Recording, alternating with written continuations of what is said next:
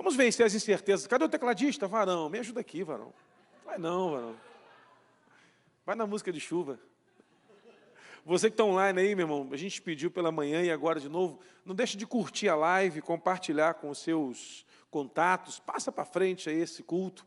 Você que não veio pela manhã, assista o culto da noite, você que não veio pela manhã, assista esse culto que tivemos pela manhã, palavra especial, saindo do cativeiro, vai abençoar muito a sua vida. Amém? Abre comigo João capítulo 6, a partir do versículo 1. João, Evangelho segundo escreveu João, capítulo 6, a partir do versículo 1. Isso, você pode começar a procurar aí, vai aparecer na tela, mas eu vou começar a ler aqui. Após estas coisas, Jesus partiu para o outro lado da Galileia, que é o mar de Tiberíades. E uma grande multidão seguia, porque viram os seus milagres que operava sobre os enfermos.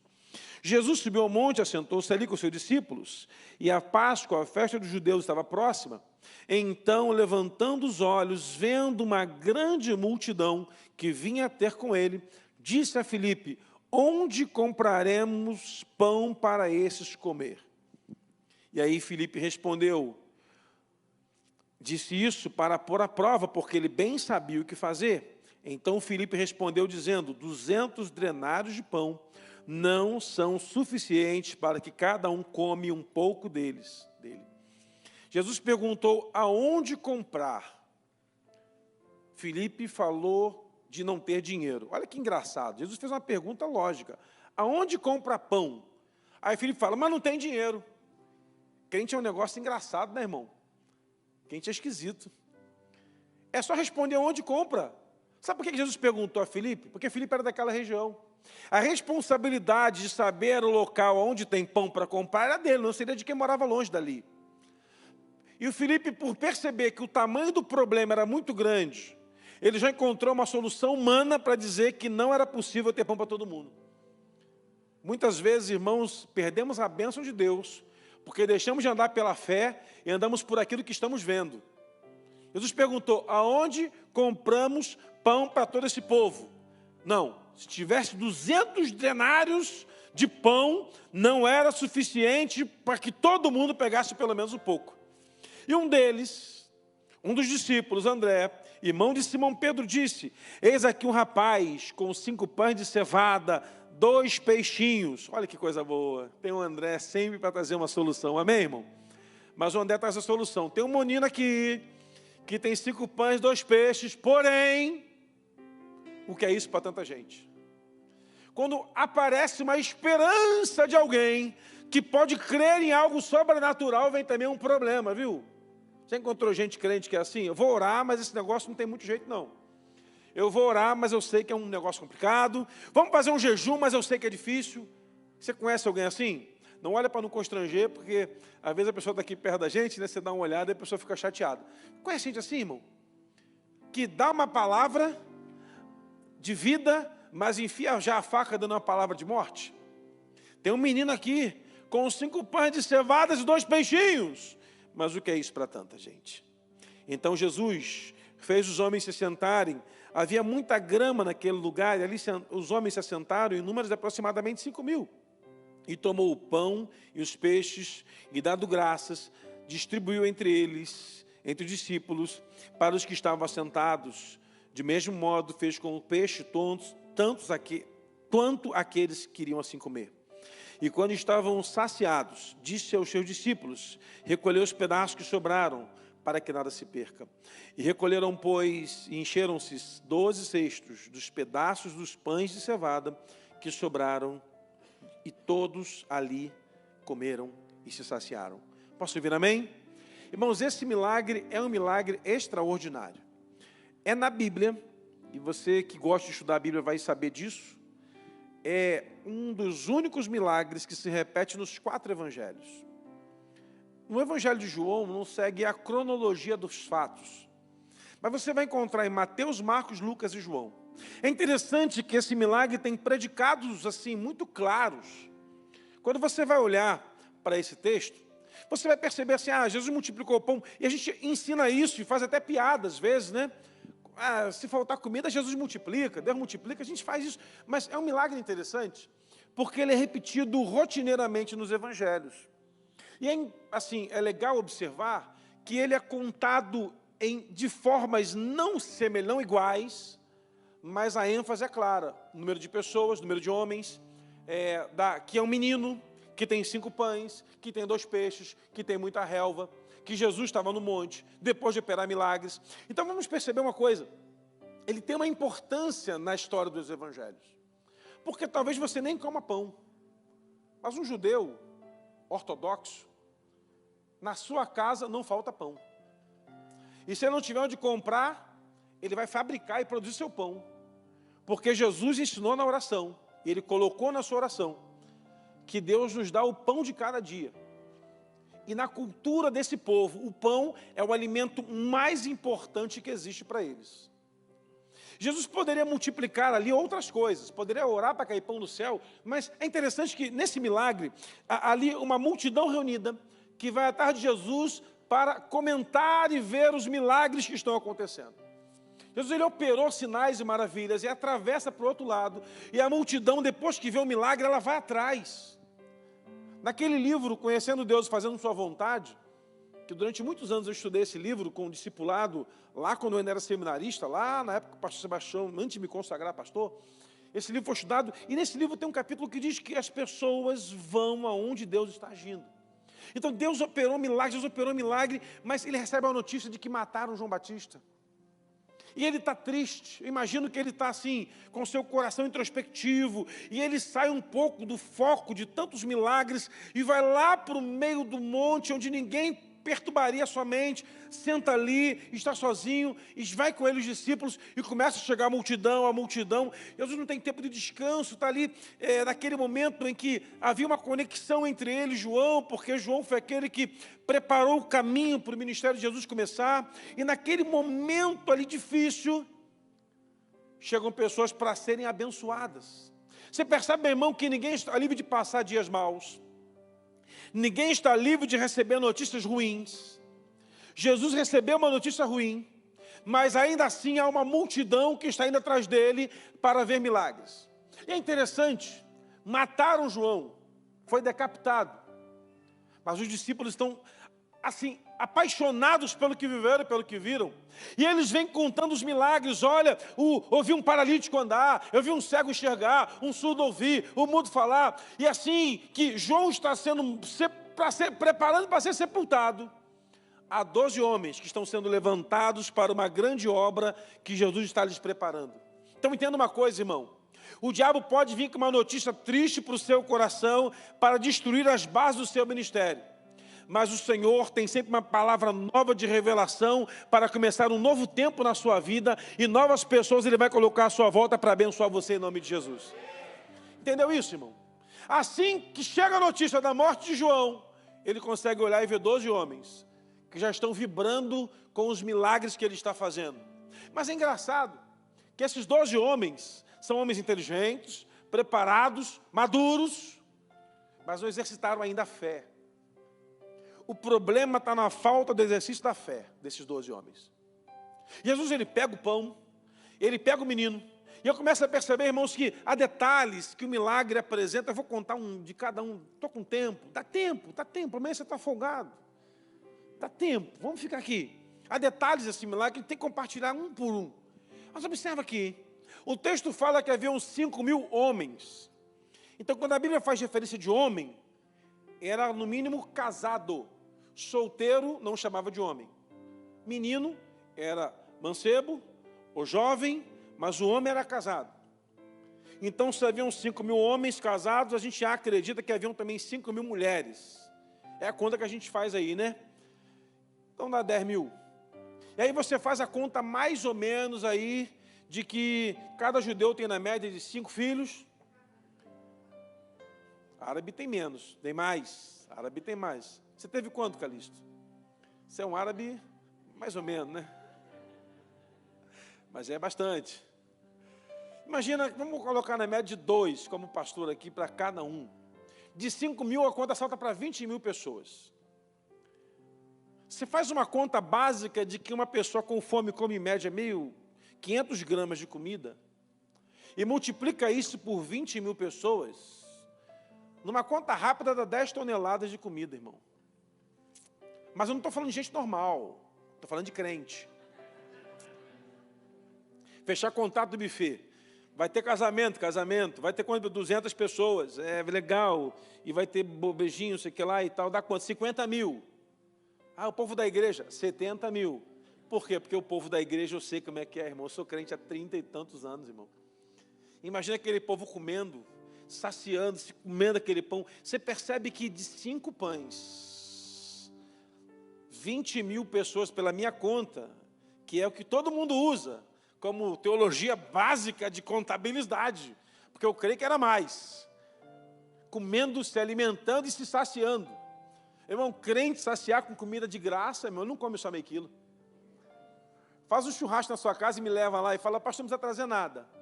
Eu já vou 2 dias sem comer antes, já vou entregando jejum de uma semana. Agora imagina, irmão, aquele milagre, todo mundo se alimentando, comendo, uma festa. Mas Jesus, antes de operar o milagre, Ele organiza, porque Deus não opera milagre no meio da bagunça. Diga comigo, Deus não opera milagre no meio da bagunça. Pastor, eu quero um milagre financeiro. Como é que está a sua vida financeira? Está bagunçada? Você é dizimista? Você é ofertante? Você celebra os missionários? Você contribui? Não, milagre vai demorar um pouco. Quero milagre no meu casamento. Como é que está teu casamento? Está uma bagunça. Meu namoro, pastor, eu quero casar. Como é que está o seu namoro? Está uma bagunça?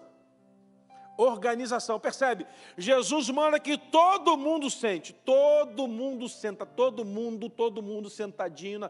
Tem que sentar todo, quando tiver um em pé, ninguém come. Sentou todo mundo, organizou. Porque se está na bagunça, alguém vai falar assim, eu vi um menino dando um pão lá, deve ser fornecedor da distribuidora de pão.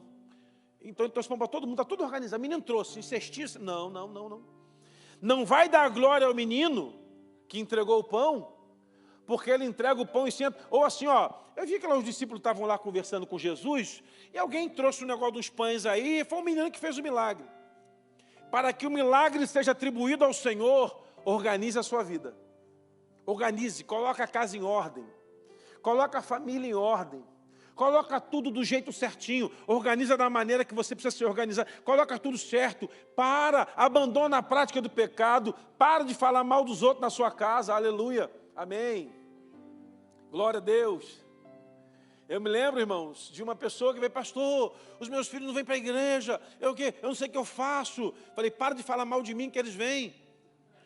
Ah, pastor, só fala a verdade. Então, fala só com a esposa, longe das crianças.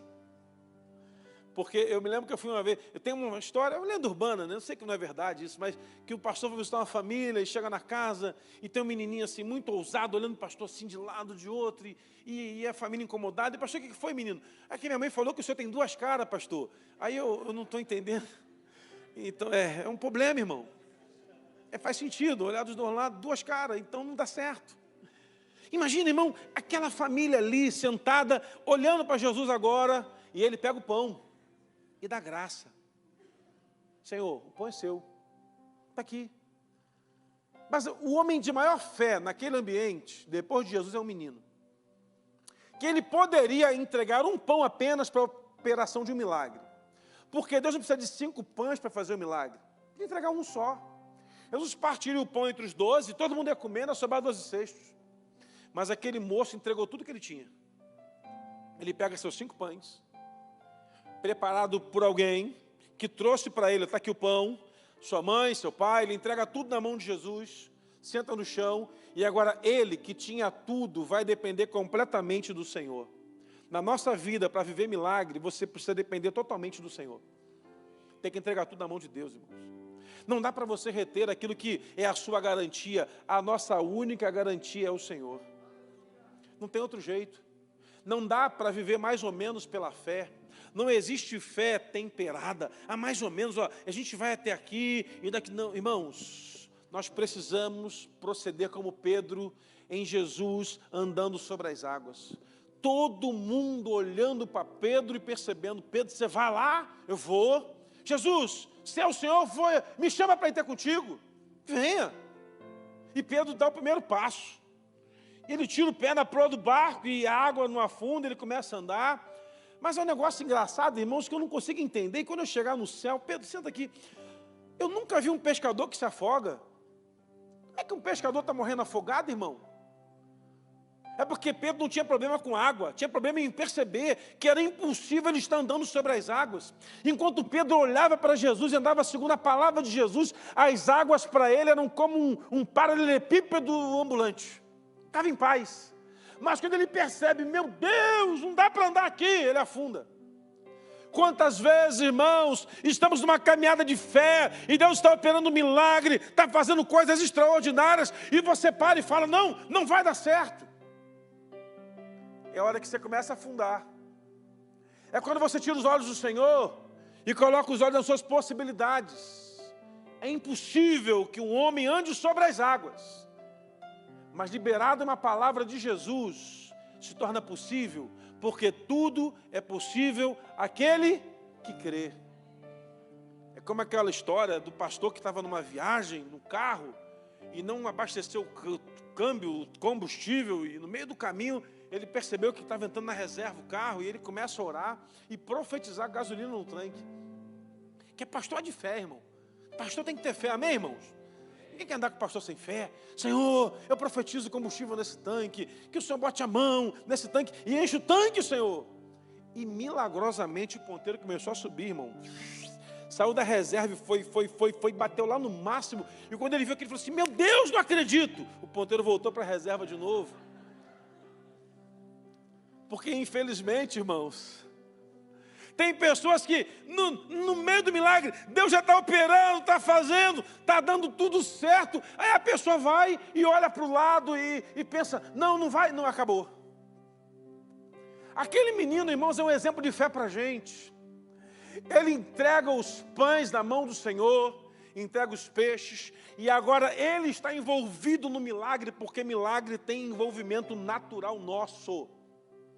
Uma mulher vai ao profeta e fala, profeta, não tem nada na minha casa, estou morrendo de fome, o credor levou tudo. E aí o profeta fala, o que tem em casa? Eu não tenho nada. Mas aquela mulher honesta falou, eu tenho só uma pequena botija de azeite. E o profeta não titubeou, vai para casa, pega a vasilha com o vizinho emprestada, bota na casa, enche as vasilhas e vai enchendo. Lá em casa aconteceu o milagre da caixa cheia. Nós pegamos um monte de caixa no mercado e começamos a encher de coisa. Eu comecei a achar assim, meu Deus, tem muita coisa nessa casa, eu vou começar a jogar coisa fora. E jogamos um monte de coisa, usamos um monte de coisa e vai enchendo caixa. E eu pedi a caixa vazia, enchi, botava de lado cheio, estava igual a mulher do milagre. Falei, gente, não está acabando. Aí eu falei, pai, acabou a caixa. Acabando as coisas. Falei, graças a Deus. E a mulher vai lá movendo, percebe, irmão, que milagre lindo. Ela podia sair dali assim, não vai dar certo, essa coisa de profeta, ele podia meter a mão no bolso, me dar um dinheiro, ir lá no credor, pagar a conta, conversar com alguém. Não, ela vai para casa, fecha a porta, chama os filhos, o negócio é o seguinte, vai lá no vizinho, pega a vasilha vazia, muita vasilha, vamos encher aqui, Ela separou para cá, vasilha vazia nesse cômodo, aqui eu encho, nesse cômodo vasilha cheia, vai lá, pega as vasilhas, e ela pega a botija, segundo a palavra do profeta, e ela se envolve no milagre. Agora, convencer 2 meninos, filhos, que iam ser levados pelo credor, a pegar vasilhas vazias, e com uma pequena botija encher a primeira vasilha, irmãos, é um desafio de fé. O discipulado começa na minha casa com os meus filhos, o discipulado começa com a gente na casa. Ela convencer 2 meninos a pegar a vasilha vazia, e encher aquela vasilha até o gargalo, é uma mãe de fé. Aquele milagre não aconteceu porque aquela mulher recebeu só a palavra do profeta. É porque ela era alguém diferenciada. Ela convenceu, o profeta falou que mãe, vai dar certo. O teu pai era um homem de Deus, era colado com o profeta, ele falou, vai acontecer. Então vamos lá. Imagina, irmãos, os milagres são furtados da nossa vida, porque o nosso discurso se confunde de vez em quando do espiritual com o natural. Ora, você está cheio de fé. Ora, você está cheio de dúvida. Ora, você tem convicção de que Deus vai fazer. Ora, você está pensando assim, não vai dar certo. É como a história do Abrão, antes de ser Abraão. Enquanto ele era Abrão, Deus fala com ele, você vai ser pai de uma nação. E a Sara era uma pessoa complicadinha, irmão. Porque ela vê que não acontece, ela empurra a serva para o cara. Mas Deus fala, é de você. Um dia o Senhor vai na porta da tenda, chama Abraão, olha para o céu, vê as estrelas, é para contar, não dá para contar, vê as areias, não dá para contar, não dá, assim vai ser a tua descendência. E a Sara dentro da tenda começa a rir. Fofoqueira, né, irmão? Era o papo do cara com Deus e ela vai se metendo a rir. E lá de dentro, ela começa a rir e eu fico pensando, irmão, está rindo de quê, mulher? O teu marido tendo uma visitação sobrenatural de Deus, você está rindo? Ano que vem você vai estar com o neném no colo. No ano seguinte está a Sara com o bebê no colo. E o nome do menino é Isaac, que significa riso, alegria. Vai mostrar para a Sara que quem ri por último ri melhor. Eu fico vendo o seu lado do seu, você está vendo aí? Ó, você ficou rindo ano passado, estou vendo? Aí é que agora chora o Isaac bastante, para ela entender que milagre tem que ser gerado primeiro no seu coração. Entenda, irmão, Jesus está ali com aquela multidão, tudo certinho, todo mundo sentado e começa a dividir o pão, 12 discípulos, começa a levar o pão um a um, a cada homem, a cada mulher, a cada criança. E aí eu creio que teve um senso de confusão inicialmente, mas senta, calma, tem pão para todo mundo. E aquele pão vai se multiplicando, se multiplicando, se multiplicando, se multiplicando, e todo mundo fica saciado. É impressionante, irmãos, olhar para esse texto sem não pensar. Como servimos a um Deus que nos surpreende. Aqueles homens foram atrás do milagre e encontraram. O que você está perseguindo para 2023? O que você está perseguindo para esse ano, irmão? Você vai alcançar em nome de Jesus. Se você ouviu notícias ruins de 2022, 2021, como Jesus ouviu da morte de João, prepare-se para que nesse ano, a cada mês, a cada semana, a cada dia, você seja surpreendido por uma palavra poderosa do Senhor sobre a sua vida. Haviam 12 discípulos, aplauda bem forte o Senhor aí, meu irmão. Haviam 12 discípulos, irmãos, e cada um deles com um cesto cheio na mão ao final. Significa dizer, meu irmão, que Deus tem promessa para se cumprir em cada nível da sua vida, desde que você creia, confie e obedeça o processo do Senhor.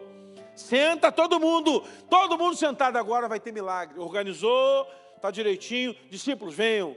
Agora pensem, eu sempre falo isso, pensa, 12 homens, com um punhado de pão na mão, aquela multidão, pensando assim, não vai dar para todo mundo. Judas seria um que naturalmente comeria o pão na frente de todo mundo, porque ele é um traidor, né, irmão? Ele vai primeiro pensar nele.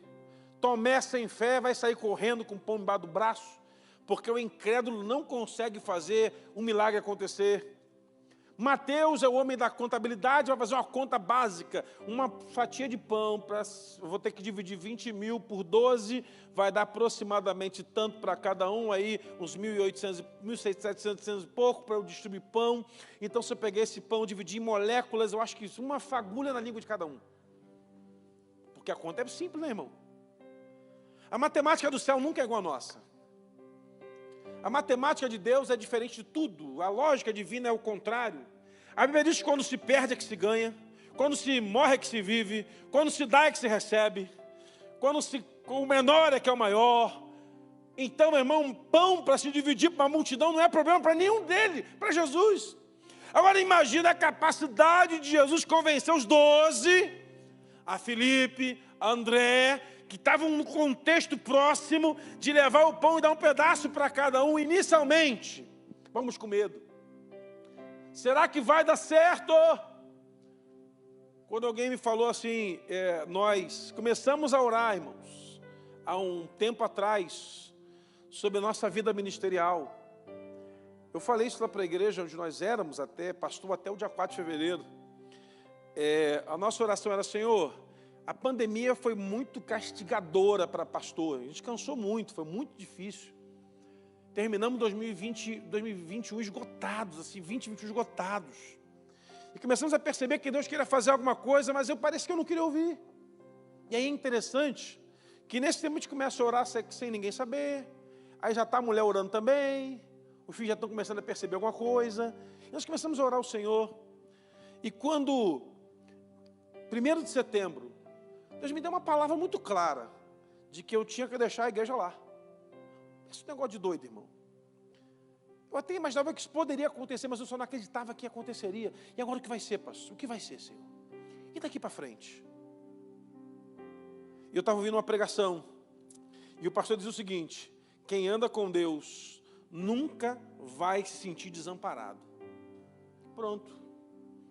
Já peguei essa palavra para o meu coração. Quem anda com Deus não vai se sentir desamparado. A gente tem um hábito, irmão, de achar que Deus ele se atrasa, ele se esquece, de que ele dorme. Em toda a Bíblia tem versículos que contrapõem essa ação de falta de fé nossa. Em toda a Bíblia há um contraponto à nossa incredulidade.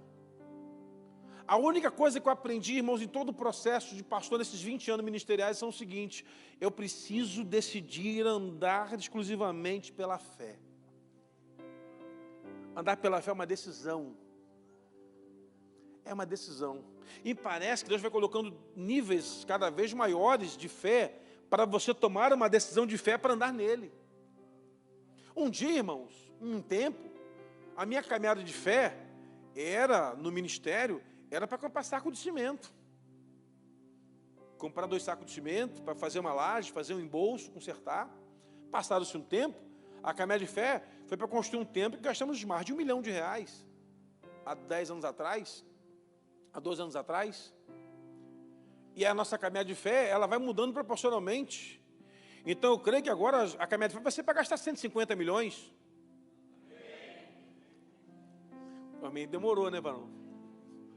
Acho que eu tenho que aumentar essa fé, hein? Deu um delay, é o delay da internet, né? Sabe o que é interessante, irmãos? A vida do crente precisa subir de nível. Os discípulos viram Jesus multiplicar pão lá na frente e viram enfermos sendo curados. E esses homens que viram doentes mortos ressuscitarem, viveram um nível de estágio tão sobrenatural que a sombra do Pedro curava as pessoas por onde ele passava. Não dava tempo de colocar a mão, então pegavam o enfermo e colocavam debaixo da sombra. Fica imaginando, irmãos, que loucura era Pedro andando pelas ruas de Jerusalém. Pedro está na rua, pega o doente, corre para a rua. Onde é que está Pedro? Está em qual rua? Está ali. Sobe lá e bota o doente na sombra dele. Uma caminhada de fé, irmãos, nos leva a níveis maiores. O problema é que nós não aceitamos desafios maiores de fé na nossa trajetória. Nós aceitamos os desafios da vitória de hoje. Vencemos hoje, carregamos aquilo, está muito bom. Não, irmão, prepare-se. Deus vai levar a sua caminhada de fé para batalhas maiores e você será vitorioso em nome de Jesus. Um dia Davi matava urso, outro dia Davi matava leão, outro dia Davi matou gigante, em outro tempo Davi dizimou exércitos, porque ele era o homem que andava segundo a vontade de Deus. Jesus está ensinando para aqueles homens assim: olha, fiquem tranquilos, fiquem calmos, vai todo mundo ser alimentado. Mas por que, Senhor? Porque eu estou aqui. O ambiente onde Jesus está, os milagres precisam acontecer. Aí o que a gente faz na nossa casa?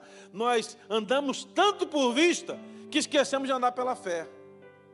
Andar pela fé é uma decisão, irmãos. Andar pela fé é uma atitude em que eu começo hoje e permaneço seguindo por fé, devagarzinho, na confiança de que o Senhor há de completar a obra que Ele mesmo um dia começou. Mas olha que interessante. Eles pegam aqueles pães, Jesus parte o pão, divide o pão, multiplica o pão na mão dele, entrega, está agora todo mundo pegando o seu pedaço de pão e distribuindo para o povo, está todo mundo comendo, e aí os discípulos me perguntam: já comeu todo mundo? Acabou? Mais alguém? Não, sobrou. Teve gente que pegou que não precisava, então devolve, coloca no cesto. Perceba, irmão, que o milagre começa, preste atenção, está nos 4 evangelhos, o milagre começa com o povo quase morrendo de fome, e termina com o povo devolvendo comida. Só crente acredita nessas coisas, né, irmão? Tem que ler na Bíblia, contar com calma, porque quem é da fé, mas quem não é da fé fala: isso é loucura. O povo estava com fome, ia morrer de fome no deserto e não tinha nada. Depois que o pão passa pelas mãos de Jesus, eles estão devolvendo comida. Olha que interessante, irmãos. Mas o que me chama mais atenção é que aqueles 12 cestos vão servir para alguém comer lá na frente.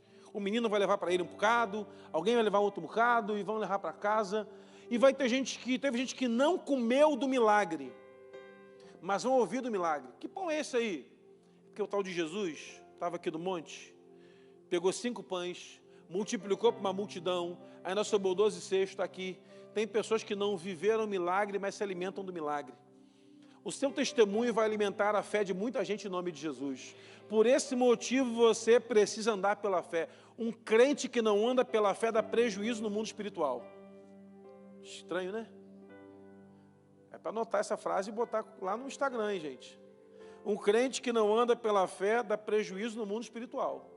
Porque o mundo olha para a gente esperando que alguma coisa diferente aconteça. É crente, é da fé, alguma coisa vai acontecer. Aí você não anda pela fé. Irmão, o incrédulo às vezes crê mais que a gente. Acredita mais que a gente. A gente às vezes dá uma vacilada, né, irmãos? Eu fui levar uma pessoa da igreja, lá da antiga igreja, no hospital, fazer uma cirurgia, fez a cirurgia. E aí eu entro, olha que vacilão, irmão, olha, eu tenho que aprender muita coisa. Eu chego lá no consultório do médico com a esposa e o doente, e sento lá, e o diagnóstico era o pior que tinha, e eu estou com papel, olha o de médico, papel na mão, olhando o diagnóstico. O que é isso, meu irmão? Eu estou olhando mitocôndria, endocárdio, eu não sei o que significa isso, e fala assim, doutor, a gente veio aqui preparado para o pior. Ele então começa a se preparar para o melhor, porque Deus pode fazer coisas grandes. Falei, poxa, tomando uma bronca do médico, irmão. Fiquei com uma vergonha da crente da igreja. Não, sim, mas também para o melhor.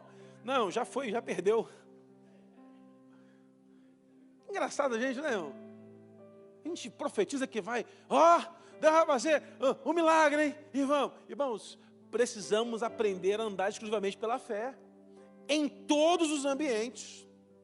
Em todos os ambientes.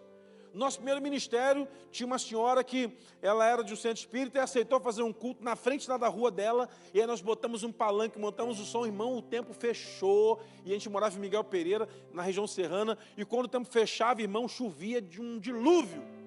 E o tempo fechou de um jeito, tudo escuro, relâmpago, trovoada, ventania. Eu para a banda assim, bota o som, vamos cantar, não vai chover. Rapaz, que fé, né? Pessoal, nosso pastor, um homem de fé. Eu estava com as pernas tremendo assim, meu Deus, vai chover, vai acontecer, vai estragar os instrumentos. Não, e não bota lona nenhuma, vai chover não. Peguei o microfone, Senhor, eu profetizo que a chuva vai depois do culto. Irmão, tinha tudo para chover, ventou, relampagou, como fala o vídeo lá no Instagram, repengalejou, e o vento, tempo fechado, e o louvor rapidinho, canta, eu preguei, fiz apelo, guardamos tudo, saímos correndo, aí a chuva caiu. Pastor, o culto foi rápido. Deus também recebe culto rápido, irmãos. De vez em quando vai vir uma crise na sua vida. Não é para testar a sua fé, mas é para que outros se alimentem do milagre que Deus está fazendo sobre você. O problema é que você se desespera. Fica igual aqueles personagens desenho animado, desesperado. Igual lembra do Chaves? Não, meu irmão. Tu é da fé, meu filho. Tu é da fé. Você é da fé. Amém? Pastor, a luta é grande. Está tranquilo, meu Deus é maior. A dificuldade é gigante. Não tem problema, eu estou aqui. Eu me lembro de uma moça que foi desempregada uma vez. Chegou lá no gabinete, pastor, eu fiquei desempregado, vim trazer uma oferta aí para a construção do templo e tal. E eu falei, meu Deus, essa moça desempregada quer casar. Orei por ela, quando eu acabei de orar, ela falou, pastor, eu sei que o Deus que eu sirvo é um Deus que tira emprego ruim para dar um melhor ainda. Falei, e é assim mesmo, minha filha, vai lá, hein. E quando ela se ajoelhou, eu falei, Senhor, eu queria ter a fé dessa moça. E a partir do então, passei a orar assim. Alguém quando chega, pastor, eu estou desempregado. Então prepara que Deus tem coisa maior para a sua vida, meu irmão. Deus vai tirar o bom para colocar o excelente. Porque se eu não for a voz profética sobre a vida do povo, quem vai ser, meu irmão? Se nós líderes não formos a voz da boca do céu para declarar transformação sobre essa comunidade, essa terra, quem fará, meu irmão? Não tem jeito. Então nós precisamos decidir pela fé. E andar pela fé, meu irmão, paga-se um preço altíssimo, mas recebe-se recompensas extraordinárias. Eu fico olhando, irmãos, aquele menino se levantando, comendo aquele pão, todo mundo alimentado, os discípulos olhando, e aquelas pessoas que foram até Jesus por conta dos milagres que ele fez do outro lado do mar, estão ali agora se alimentando de um novo milagre, porque Deus tem preparado milagre diariamente para a vida daquele que crê. Eles têm pessoas, irmãos, que só andam por milagre, só andam por fé. Tive os relatos dos missionários aí, pastor Calixto poderia explicar para a gente melhor isso. Tem missionários, irmãos, que testemunham coisa assim, que, meu Deus, não é possível que... São milagres que aparecem, que acontecem, que nos surpreendem. Eu fico pensando, Senhor, como é que a gente consegue? É Deus de milagre. Irmãos, entenda uma coisa. Andar na nossa trajetória de fé é andar olhando para a cruz, esquecendo das coisas que para trás ficam. É uma decisão. O mundo é incerto. A incerteza vem do mundo. A igreja proclama verdades. Servimos ao Deus do impossível. Posso ouvir amém? Eu sirvo ao Deus, diga comigo, eu sirvo ao Deus do impossível. E quem serve ao Deus do impossível tem testemunho para dar, milagre para contar, portas que se abrem. Vai ter o casoleiro dos homens, irmãos, eu quero crer que nesse casoleiro vai ser o casoleiro com o maior número de milagres para a glória de Deus. Você que não foi ainda, você tem que ir, você não pode ficar de fora. As mulheres também não podem faltar a casa do oleiro. Sabe por quê? Porque eu vi na casa do oleiro, uma moça entrou soro positiva e saiu curada daquele lugar, irmãos. Essa moça levou os exames para mim e mostrou, pastor, eu era soro positivo, eu tomava coquetel de remédio, o meu caso era gravíssimo, não tinha mais tratamento, e eu fui para o encontro, Deus me curou naquele lugar, e Deus falou que estava me curando, alguém orou por ela, sem nem saber que ela tinha problema algum, e ela ficou em paz, e depois ela veio com os exames uma vez, 2 vezes, 3 vezes, eu falei, faça a 4ª vez o exame, 4 exames, e o médico falou, você não tem nada. Sabe o que é isso, irmãos? É porque ela decidiu ir pela fé, pagou uma inscrição pela fé, passou um final de semana pela fé e voltou com milagre. Quem anda pela fé tem história para contar, meu irmão. Quem anda pela fé participa e testemunha o que Deus está fazendo. Ah, pastor, meu negócio está falindo. Fique tranquilo, irmãos. O mundo pode dizer que está falindo, mas o céu vai abrir portas sobre a sua vida em nome de Jesus. Eu já vi testemunhos de pessoas, ouvi testemunhos de pessoas que tinham tudo para fechar. Era só fechar. E Deus foi lá e deu uma palavra. Deus foi lá e colocou a mão. E enviou um cliente. Irmão, enviou um cliente. Um cidadão, estávamos numa semana de... Eu fui orar para um empresário e ele falou, pastor, o negócio está ruim, eu vou mandar 40 embora, já mandei 20, vou mandar mais 40. Falei, vamos fazer um tempo de oração, 7 semanas de oração, e fiz 7 semanas de oração. E tinha uma sobrinha dele que trabalhava no financeiro, que era incrédula, ela não cria, achava aquilo uma bobagem. E aí, tinha um café da manhã, um pão com margarina, um café com leite, e começava às 7h15 a oração, toda quarta-feira, e terminava 8 horas, 7h45, meia hora. Aí desligava a televisão, vinha todo mundo, e essa mulher era a única que ficava de cara fechada.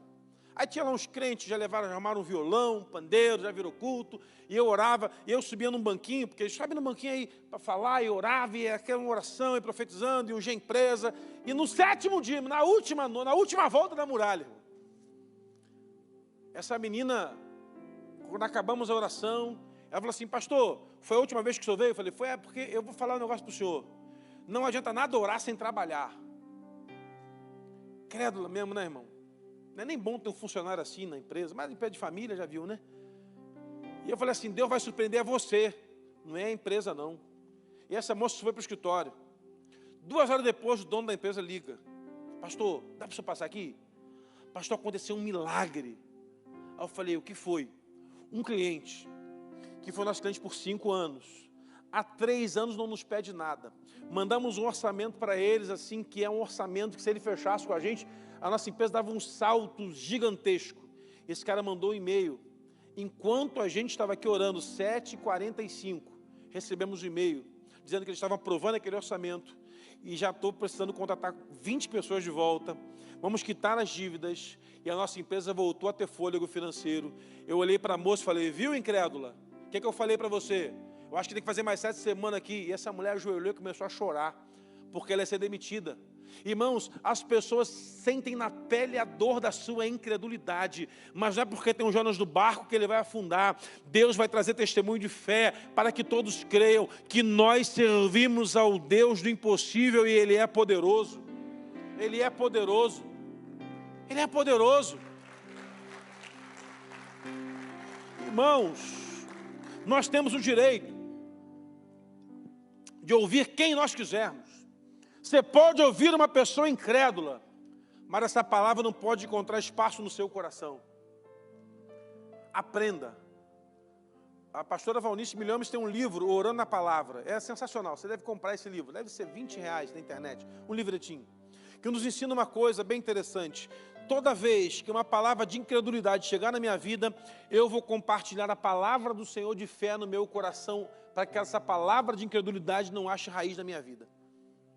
O que tem de gente, meu irmão, que guarda na sua vida palavras de incredulidade, palavras de destruição, palavras de morte.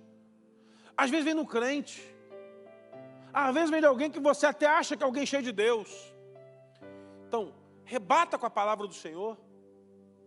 Eu fiquei pensando, irmãos, essa moça, 7 semanas de oração, todo mundo ali orando, crendo, e ela incrédula.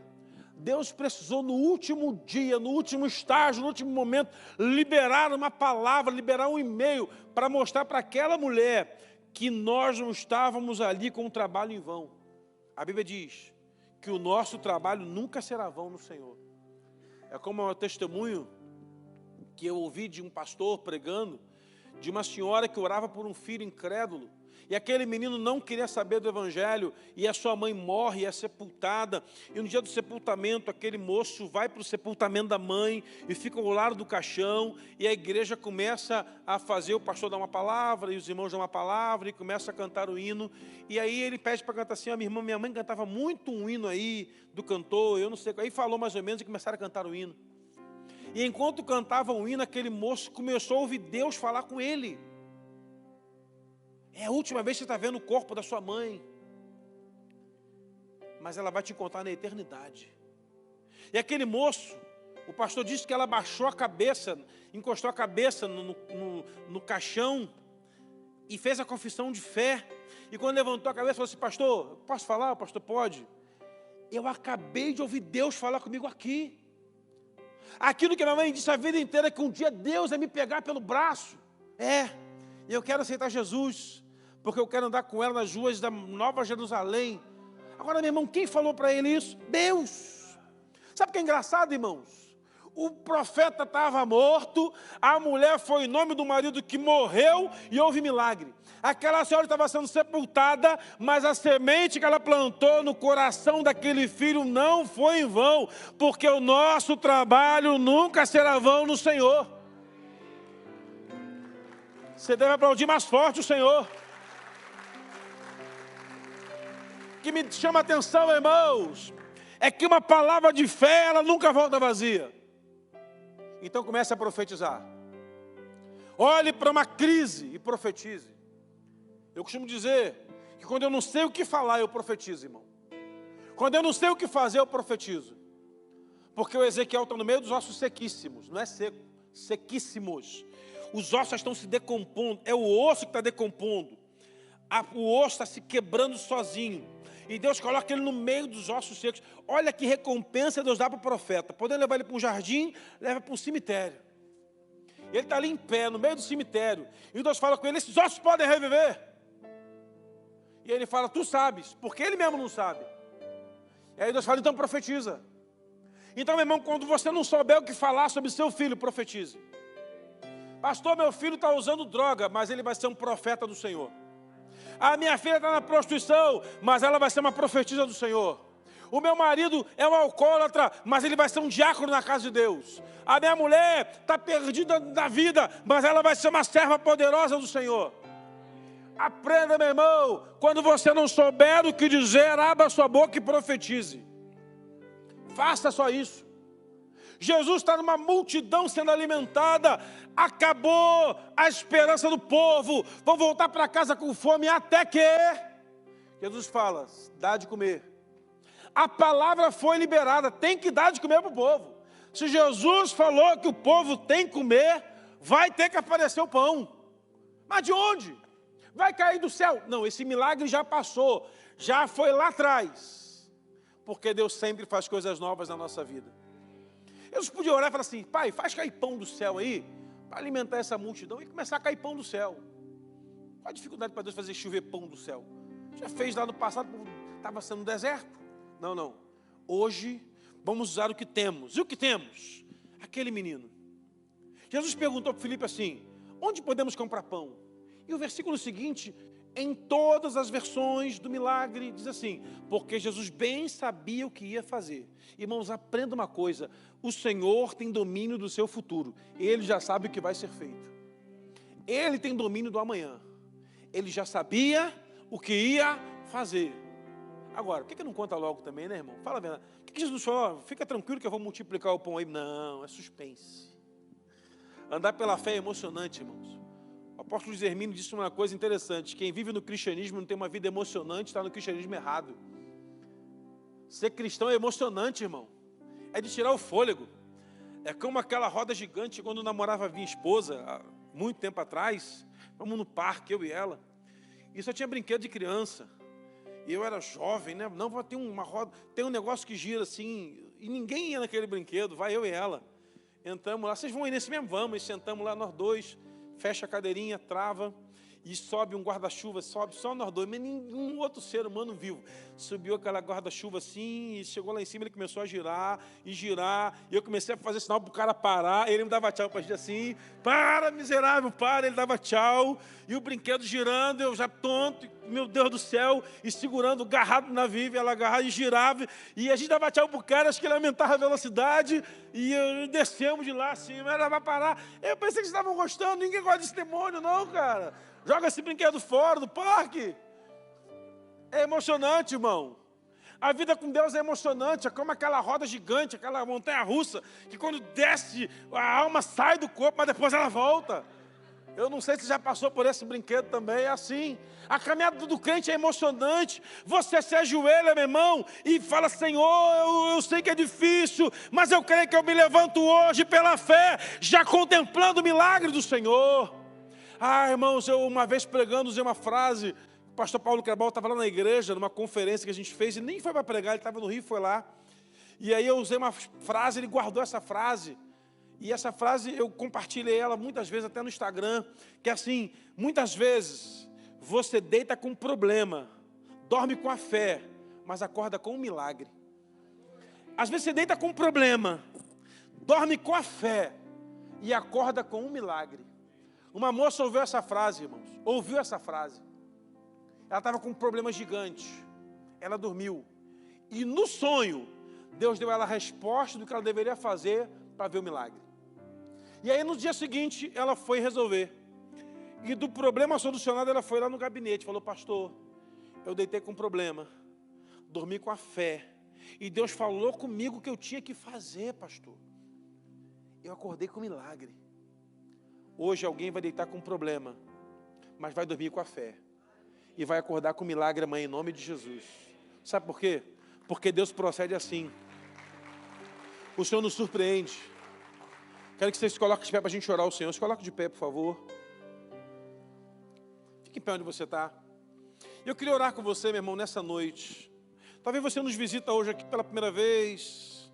Não é dessa igreja ou de nenhuma outra igreja. Mas eu queria orar com você nessa noite. Eu queria orar com você pedindo ao Senhor, Senhor, que esse momento conturbado que esse irmão e essa irmã está vivendo, não vai ser um momento definitivo na sua vida. Vai ser um momento de restauração da parte do Senhor em nome de Jesus. Porque o justo viverá da fé. Não tem outro jeito. A fórmula da caminhada do justo é pela fé. Eu queria que você curvasse sua cabeça, fechasse seus olhos, levantar suas mãos se você pode fazer isso, e começasse a orar, dizendo para Deus o tamanho da sua crise. E nós vamos dizer para a nossa crise o tamanho do nosso Deus.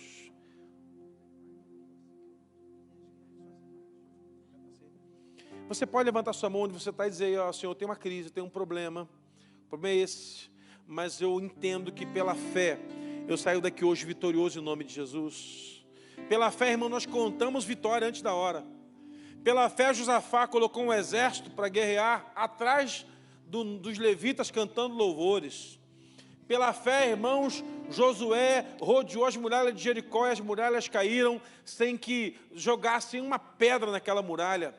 Pela fé, irmãos, os apóstolos do Evangelho de Cristo rodaram o mundo proclamando o poder do Senhor.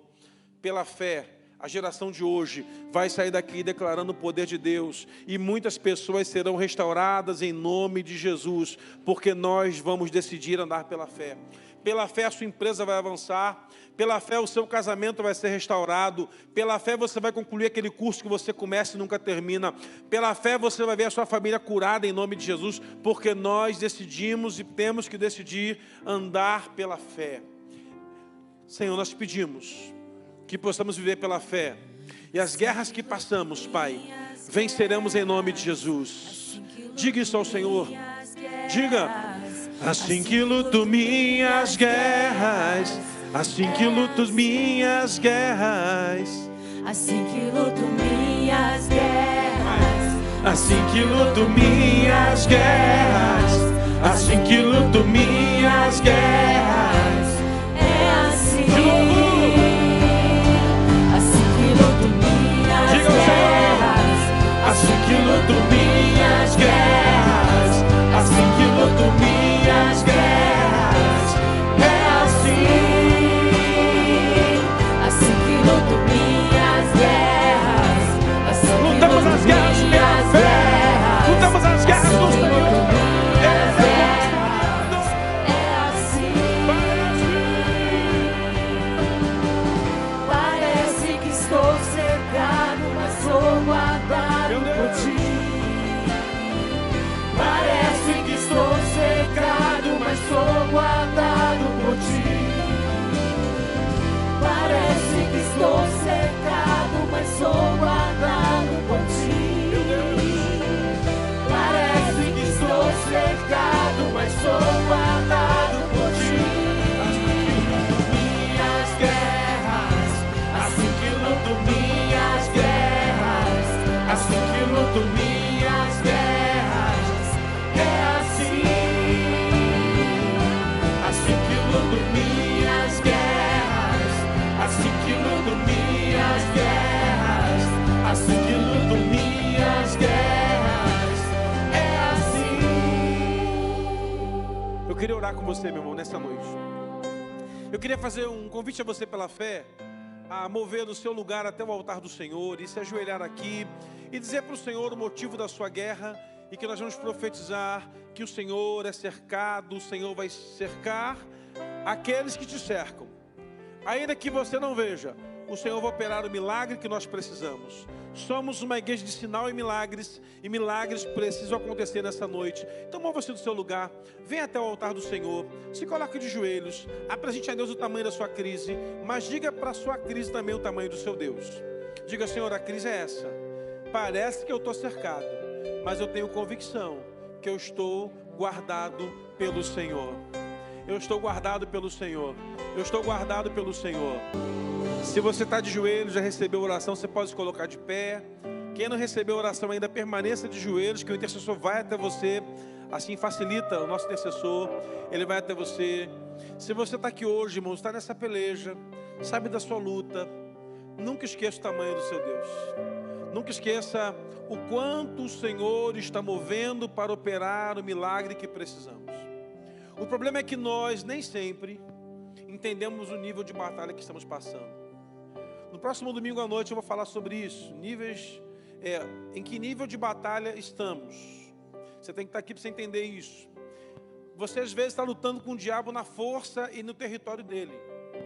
Mas você vai tomar o inimigo do território dele e vai levar para o seu território de batalha. E no seu nível de batalha, irmãos, é como se você guerreasse numa atmosfera diferente. Você quer um exemplo? Às vezes você está lutando com o inimigo com as armas que ele está colocando na sua mão. Mas a palavra nos dá ferramentas para guerrearmos contra o inferno e as trevas, que nos leva para um nível diferente. E nesse nível diferente é que nós temos a verdadeira vitória. Por quê? Porque batalhar como todos batalham, o diabo sempre tem o resultado que ele precisa. Mas quando batalhamos com o inimigo na atmosfera que o Senhor nos preparou, irmãos, somos mais que vencedores em nome de Jesus. Então você vai aprender semana que vem isso. Eu acredito que vai ser uns 2 ou 3 domingos falando sobre isso, à noite, não pela manhã, à noite. Você tem que estar ligado, para receber essa revelação do céu. E você vai entender: Senhor, às vezes eu estou numa luta gigantesca que eu não consigo vencer. Você está batalhando na atmosfera aqui embaixo. Você não é desse mundo, você não é dessa terra. Tem um lugar separado do Senhor para você, numa atmosfera celeste, no que a Bíblia chama de hostes espirituais. É lá que você vai batalhar com o inferno e ele será vencido em nome de Jesus. Isso serve para tudo na vida, para tudo. E não é uma revelação nova, está aqui. É que a gente às vezes entra na batalha que o diabo se propõe. Percebe, irmão, Jesus tinha lá um menino, 5 pães e 2 peixes. 12 homens, uma multidão com 20 mil pessoas. Isso pela conta básica, podia ser 30, podia ser 40, dependendo do número de filhos de cada um. E ele organiza tudo, todo mundo sentadinho, e agora ele pega o pão, ele parte o pão, ele dá graça. Aquele pão sai da mão do menino, Jesus pega 5 pães nas suas 2 mãos, ele levanta. Ele pega os 2 peixes e levanta, e quando ele levanta tudo aquilo, naquele momento, aquele pão não é mais um pão convencional, que saiu da padaria do seu Joaquim, do seu Manuel. É um pão que passou pelas mãos de Jesus. É um pão abençoado, consagrado e que tem um propósito: alimentar cada um que está sentado naquele lugar. O que passa pela mão do Senhor, além de ser abençoado e consagrado, multiplica e ainda abençoa. Você vai perceber, irmãos, que você que é dizimista fiel, com o que você ganha, você não consegue manter a vida que você tem, e você faz tudo na sobra. Sabe por quê? Porque a fidelidade é isso. Se você explicar para as pessoas isso, a pessoa vai dizer: puxa, mas você está dando para Deus 10%, para a igreja 10%. Se for para dar para a igreja, não dê, irmão, gaste com outra coisa. Se você dizima para o prédio, para hoje, porque não tem efeito nenhum. Mas se você coloca na mão de Deus, tudo muda, meu irmão, tudo muda. E é uma conta esquisita, né? 5 pães multiplica para 20 mil, é umas contas que só Deus sabe fazer. 300 homens contra tantos mil, 100 e tantos mil são derrotados. É uma conta assim que a gente não entende. É um filho que o Abrão recebe e é pai de uma multidão. Deus, ele tem as suas formas. Se for da forma convencional, não dá certo. Mas da forma do céu vai acontecer. Então semana que vem vamos receber essa liberação do Senhor para vencer as batalhas na atmosfera espiritual, e sairemos mais que vencedores em nome de Jesus. Se você está aqui na frente, está entregando sua vida a Jesus, ou está voltando para o Senhor, levanta sua mão para a gente ver você. Alguém vai te abraçar. Se você está aqui entregando sua vida a Jesus, aqui, ó, aqui um casal aqui, ora com esse casal, por favor. Se você está aqui hoje entregando sua vida a Jesus, ou voltando para o Senhor, pega sua mão bem alta para a gente ver você. Ou aí no seu lugar, a gente quer orar com você, quer receber você. Nós queremos integrar você à nossa igreja. Eu estou chegando agora hoje, né? Estou chegando hoje aqui. E domingo, sábado que vem ter um culto de honra, no outro sábado tem um culto de posse. Mas eu quero dizer para você que aqui você vai ter uma célula para cuidar da sua família, um ministério de família para cuidar da sua família, cuidar dos seus filhos, cuidar da sua casa. E nós queremos fazer parte da sua família, da sua história, em nome de Jesus. Nós não queremos apenas ser uma igreja que você vai congregar. Nós queremos fazer parte da sua história. E queremos que muito breve você faça parte da história de outras pessoas. E veremos essa cidade transformada para a glória de Deus, em nome de Jesus. E aquele seu parente que você fala assim: meu Deus, esse aqui é o mais complicado, será o que mais será abençoado nesse lugar, a partir da sua vida, em nome de Jesus. Quem quer nisso, aplauda bem forte o Senhor e glorifica o nome dele. Vá em paz, Deus abençoe sua vida. Temos culto na sexta-feira de libertação, temos culto no sábado da juventude, domingo pela manhã às 10h30, né? Às 10 da manhã, e semana que vem às 8h30 à noite. Vá em paz, que Deus te abençoe. Vamos declarando: assim que eu luto minhas guerras,